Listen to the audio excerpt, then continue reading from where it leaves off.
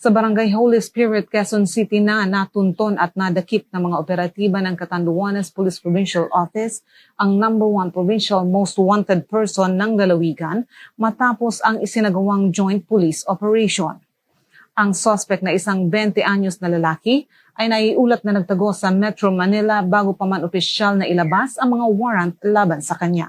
Based on information received by this office from our BIN, that said suspect was cited at Barangay Holy Spirit, Quezon City. Agad na ikinasa ng Panganiban Municipal Police Station sa ilalim ng pamumuno ni Acting Chief of Police, Police Captain Marlon M. Dungkilab, katuwang ang Catanduanes 2nd Provincial Mobile Force Company sa pamumuno ni Acting Force Commander Police Major Lester B. Kililan, ang isang operasyon kasunod ng natanggap na impormasyon tungkol sa kinaroroonan ng suspect. Nakipag-ugnayan din ang Catanduanes Police sa Holy Spirit Police Station 14 ng Quezon City Police District sa ilalim ng pangangasiwa ni Station Commander Police Lieutenant Colonel Jeffrey R. Gamboa, kung saan matagumpay ngang natunton ng mga operatiba ang suspect. With the help of our counterpart from Station 14, QCPD, and with the help of Provincial Intelligence Unit and Catanduanes 2nd PMFC, with the guidance of our Provincial Director, Police Colonel Elmer Sereno, that lead to the arrest of the said suspect.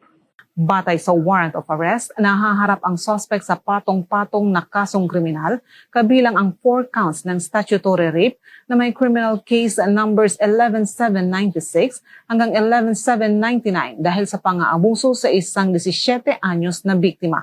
Walang piyansa para sa nasabing kaso. Mayroon din siyang isa pang kaso dahil naman sa paglabag sa Section 5I ng Republic Act 9262 o Anti-Violence Against Women and Their Children sa ilalim ng criminal case number 11795 na may inirekomendang piyansa na 2,000 piso. Samantala, base sa isinagawang verifikasyon sa Crime Information Reporting and Analysis System o CIRAS, ay natuklasan mayroon pa siyang hiwalay na kaso ng qualified trespass to dwelling na may inirekomendang piyansa na 18,000 piso.